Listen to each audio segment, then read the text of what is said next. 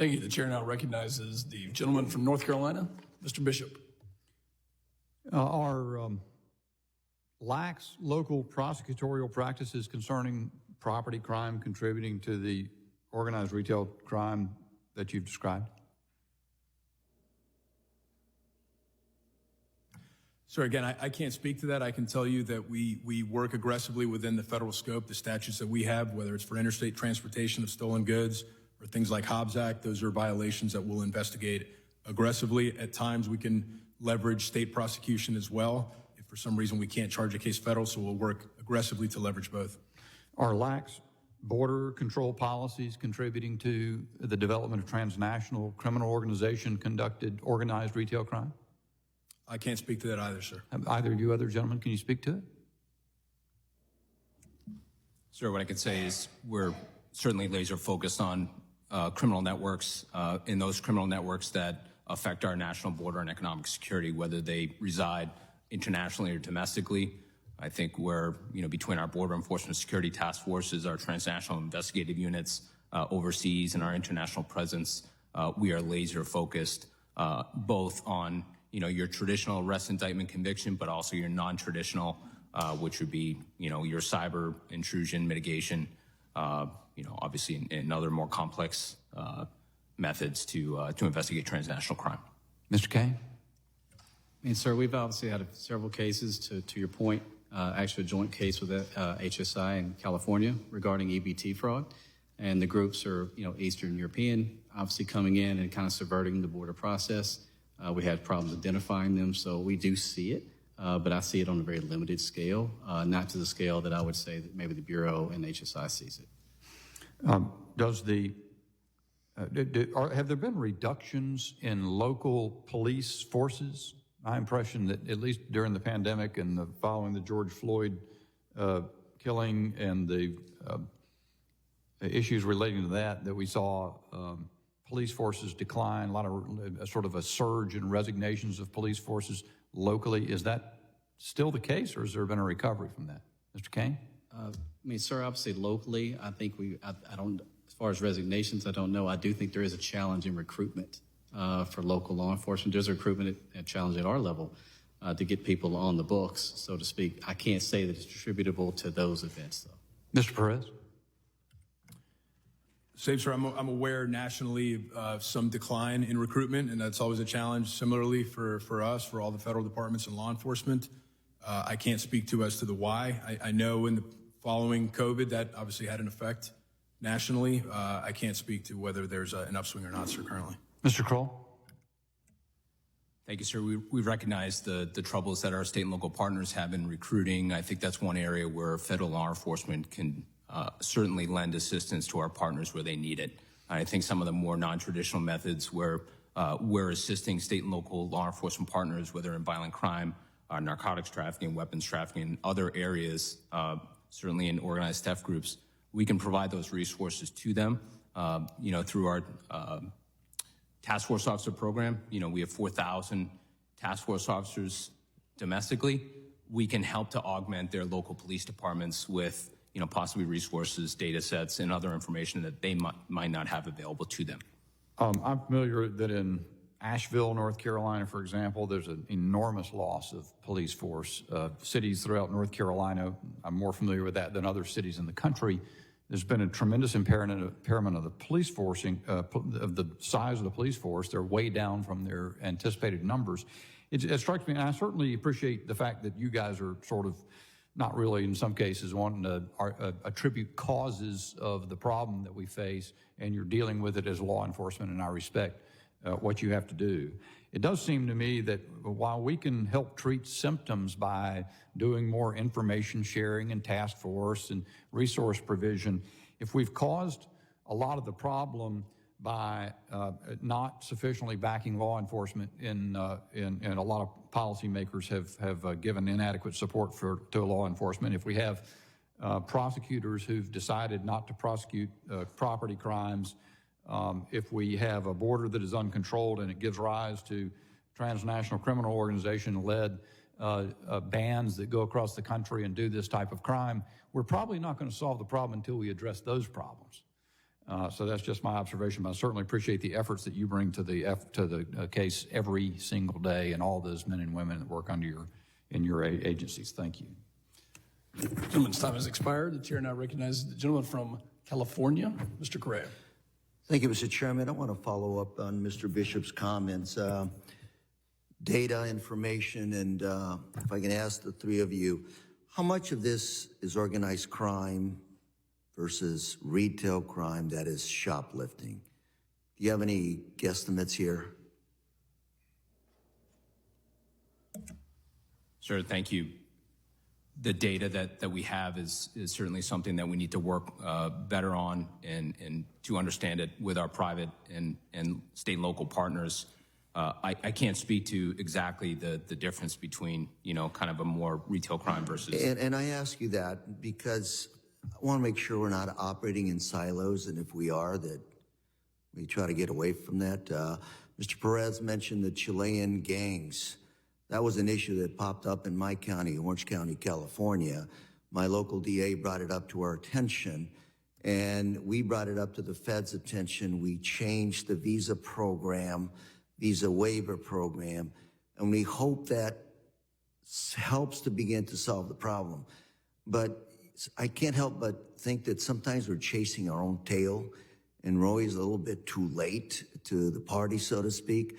And so sharing information almost on a real-time basis, I think, is key to figuring out the patterns, the trends, what is emerging. I mean, from the Chile situation, we found out it was the Romanians are also involved in this, and a lot of groups. But, looking at the retail versus the shoplifting versus the organized crime, you got crypto, you got a lot of interesting things working here, but we clearly want to protect our communities from those losses. We clearly want to protect the retailers as well. But we want to figure out a big picture as to how to go about coming up with good solutions that, like Mr. Bishop said, a lot of our law enforcement numbers are down, and that's a big issue, and we've got to figure out some solutions there. But, smash and grab, organized crime, retail theft, it's hard to figure out which is which, but if you don't know which is which, then it's even harder to come up with a good solution. And I look forward to working with all of you and trying to figure this out, get some real data so that based on that data, folks up here can come up with good public policy with the administration and come up with real solutions in real time. Let me ask you another question, which is, we talk about cooperation, federal, state, local. What about international? Do you feel like you're getting the type of cooperation that you need from international players out there that might be part of the solution here? Mr. Crow. Thank you, sir, and appreciate that comment. Certainly, our investigative presence overseas is the largest that DHS has. And working through our host country transnational criminal investigative units, very important to receiving information. As you know, sir, our authorities as special agents in the international footprint differs in that in the United States. So we certainly rely on their knowledge, their investigators, their prosecutors, and others to make sure that we're receiving the appropriate information, we're able to act on that. Mr. Kane. Sir, I believe that information, international connections right now that we have are better than they've been in my 22 years. They've been getting better. They're getting better. And I believe that because now information just flows so much easier between our countries. And then two, the informal agreements of what we can provide and what they can provide us is back. So certain countries, as you know, will never work with us. But many along the way have been very good to us, and especially very good to our investigations. Yes, sir. Mr. Perez. So overall, I'd say relationships are good, maybe in a better situation as well. I know we position agents strategically. We have in our legal attaché offices well over, I believe, 60 around the world. More specific to this threat, when we talk about the South American theft group, sir, we've pre-positioned, in addition to our legal attachés, we supplemented that office in Santiago, Chile to add additional bodies. We have legal attachés in Mexico. We've also supplemented that with what we refer to as our border liaison officers. These are FBI agents that sit on this side of the border and are cross-designated to operate in Mexico to collect information and communicate more directly with our counterparts. I'm glad to hear you say that because it's not your problem. It's not their problem. it's our problem. Sir. A victim, whether it's a family that gets a family member kidnapped in Mexico or held for ransom in Mexico, it usually affects a family here in the U.S. as well. And again, it's not your problem, it's our problem. In the last 2 seconds I have, I'd say, offer to work with us any legislative solutions, any diplomatic solutions. Let us know. We're here to help. Thank you, Mr. Chair, and I'm out of time, and I yield. The gentleman yields. The chair now recognizes the gentleman from New York, Mr. D'Esposito, for your questioning. Well, thank you, Mr. Chairman, and good afternoon. Thank you all for your service and for being here. It seems that one of the primary hurdles to successful prosecution of organized criminal groups repeatedly targeting retail businesses is the difficulty to tie an individual or group to multiple incidents across several jurisdictions, such as patterns, rather than looking at each incident individually, which fails to recognize the toll the group may have and may be taking on a particular retailer. I want to thank the chairman for his work in this committee, and one of the things that we've been focusing on, the committee that I chair, the subcommittee of emergency management and technology, is communication and cooperation between different agencies. I spent a career in the NYPD, and I think that as law enforcement professionals, we could probably say that one of the greatest tools in our tool belt is communication with other agencies. So I think what's important for those that are listening back home and for those here, what resources are available from agencies like yours that could specifically help local and state agencies so that we can do a better job?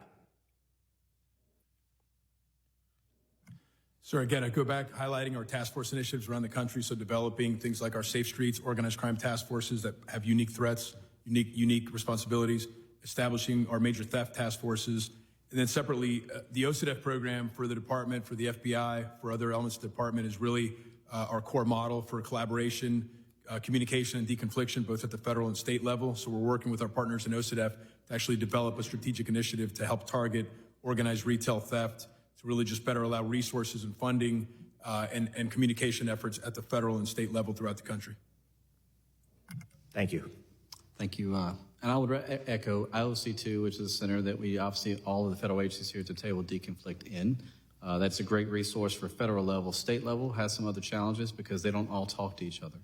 However, a lot of them participate. NYPD does in the Accurate database, which kind of allows all state agencies to talk. But our cyber fraud task force, similar to these other task forces, again, that's how we kind of inject tools, resources. Again, that's funded by you. It goes directly back out to the offices. That's how we do it. It's been highly successful. I was telling the gentleman here today, 80% of some of the forensic work I do is not even for my agency. It's for state and local agencies. Sir, thank you. Having worked in New York City, I know NYPD's finest very well, and thank you for your service. Thank you. I can certainly speak to our centers of excellence, cross-border financial crime, our cybercrime center, our National Intellectual Property Rights and Coordination Center, and many, many others, Innovation Lab. Certainly they're all great centers that provide great resources and information to federal agencies, and I think what we're doing, and we need to do a better job, is making sure that we're reaching into our private sector and state and local partners to ensure that they understand the resources available to them. I think the National Intellectual Property Rights Center that we lead is certainly a great example of the private sector and public partnerships that we need to use to enhance our investigations. I think until we have those, kind of that holistic view and whole of government and private sector view on crime, it'll be tough for us to attack this threat. Right. So, Mr. Kroll, to your point, I think that very often we see that the resources that you guys provide, which are amazing, are very often, I guess, from the top down. And I guess my question is, how can we do a better job making sure exactly what you mentioned, these smaller law enforcement agencies? I mean, you go back to my district where I represent many villages. Some of those villages have their own police departments and deal with retail crime every single day. They may not be afforded the same opportunities like the big ones, like the NYPD and other big law enforcement agencies. So not only, I guess, what can we do as members of Congress to make sure that our law enforcement professionals know exactly the resources that you provide? And I guess the secondary part of that question is, how can we, on both sides of the aisle, work with you guys to make sure that, one, those resources are there, and number two, that those smaller agencies, even the ones that are tucked in those small towns who unfortunately are battling these issues right on their main streets, how can we make sure that they have the information that they need to take advantage of the great work that you guys are doing? And I'd ask briefly, please, as the time is expiring. Yeah, I'm sorry, Chairman. I would just say we need to be non-traditional in our approach, and that is possibly, inserting our special agents and their subject matter expertise into local police departments, much like we have our task force officer program, 4,000 state and local task force officers. It is educate the educator, really train the trainer, let them be the best resource for their local police department to come to HSI or Secret Service or FBI or ATF or wherever it may be. Certainly we do that in Rhode Island, we do it in Bennington, Vermont, and Rutland, Vermont, and other areas. So I think it's a national model that we all use. Thank you guys very much. I would love to follow up with you guys with a conversation after this. Mr. Chairman, I know my time's expired. I yield back. Gentleman's time has expired. The chair now recognizes the gentlelady from Nevada, Ms. Titus. Thank you, Mr. Chairman. I mentioned earlier that I had witnessed some of this organized crime, and it was in a Walgreens, and a person came up with a backpack and just started scraping eyelashes into the backpack. Now, eyelashes aren't power tools, I'll give you that, but look around, there's certainly a market for it, and they don't sell it directly. They sell it to somebody at a swap meet who sells it, or they sell the drill to somebody who sells it on the internet. So it really is a network. And I went up to the clerk and I said, did you see what that guy just did? And she said, yeah, he comes in here about once a week, but the companies have told us not to do anything about it because we might get hurt or the customers might get hurt. And all of us have been in stores where you now see everything is locked down and you have to call a clerk to come over and help you retrieve something. You can't just pull it off the shelf. So it's dangerous, it's inconvenient, and it's costing tax money as well as business profit. I hear these questions of what can we do to help you do your job better. And I would ask you, Mr. Crow, to talk more about Operation Boiling Point. It seems to me it's kind of like fusion centers that we have in communities where all different kinds of law enforcement and first responders and the private sector. In my district, Las Vegas, nobody has a better eye in the sky than gaming does to try to address this. And in my bill, H.R. 895, it's a provision to house a center to combat organized retail crime within HSI. And I wonder if you might comment on how that would help us to bring information together or be one-stop shop or complement what you're doing. Thank you very much for your longstanding efforts in this space. Understanding I can't speak to legislation that is still ongoing and hasn't been signed into law. What I can say is that we have seen a similar model used many, many times before, and that model is not new. Multi-agency command centers, multi-agency deconfliction centers that involve the private and public sector and law enforcement partners are certainly the best case and best model for us to continue. Operation Boiling Point 2.0 is really recognition of this threat, but also trying to take a little bit more proactive stance to identify, what partners we need to be in contact with. How do we share information with them better? But how do we gain information from possibly private sector that we don't already have, and then use that information more effectively to target these retail crime and organized theft groups? And lastly, I think, we talk about public awareness, but really this is buyer beware. The consumer needs to be the best proponent of their money and where they're buying products from. They're really the first line of defense next to our state and local partners. So I would say, certainly anything we can do to support the consumer and industry and ensure economic security, I think that's an important piece of Boiling Point 2.0. I know, I think the inconvenience and perhaps the danger of going into a neighborhood where you have a store that's been attacked a number of times, is driving people to shop on the internet more and more. And that, of course, raises other kind of problems. But we heard that these organized groups use the money for drug trade, but also for human trafficking. Can you talk about that, Mr. Kane? Are you familiar with anybody talk about that as a connection to this? I mean, most of the crimes that were under our purview usually don't lend itself to human trafficking. They're probably more in one of my colleagues. Okay, in either one. Man, we do have a human trafficking program. I can't speak to any connection specifically to organized retail theft. As I mentioned earlier, criminal organizations for us are diverse, so they're always going to look for an opportunity to make money, whether that's retail theft, trafficking in persons, drugs, guns, whatever allows them the ability to make money. I haven't seen a direct correlation between the two, but really that speaks to the need for what we've been talking about collectively, which is continued collaboration, collection, sharing of intelligence, and collaboration amongst all law enforcement partners. Gentlelady yields. Chair now recognizes the gentleman from Arizona, Mr. Crane. Thank you, Mr. Chairman. I appreciate it. I want to say thank you to the gentlemen on the panel for your careers in law enforcement. I did notice, though, when Chairman Pfluger asked if any of you saw any trends in the explosion of organized retail crime, none of you responded with any trends that you guys were noticing. That struck me as interesting because I know that you guys are all really smart or you wouldn't be here. Isn't part of being an effective member of law enforcement having the ability to spot trends and pattern recognition? Mr. Kroll? Yeah, certainly appreciate your concern and recognize your question. Of course, we focus on emerging threats and existing threats, and truly to respond to those is something that we do every day. I think the cyber-enabled crime front is one that we're certainly dealing with right now.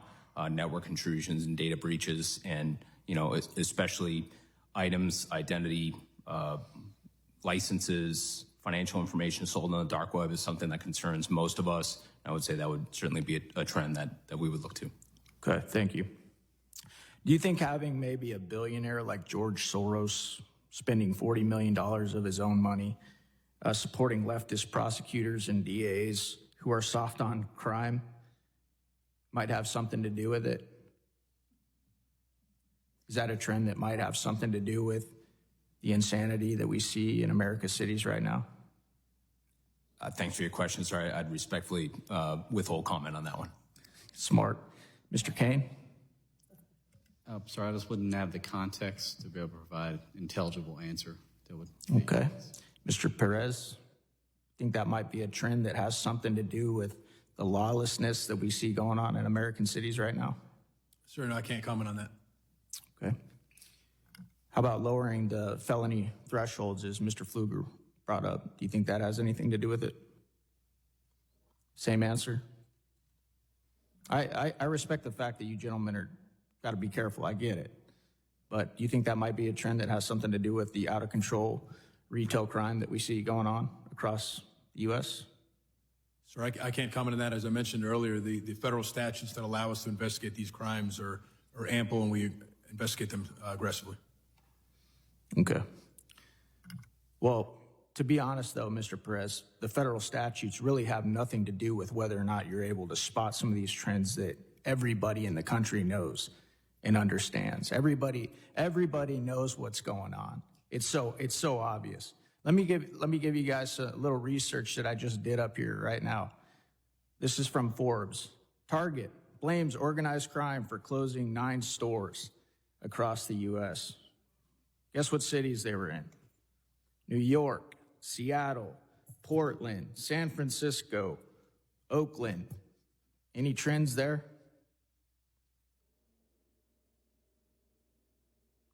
We all know.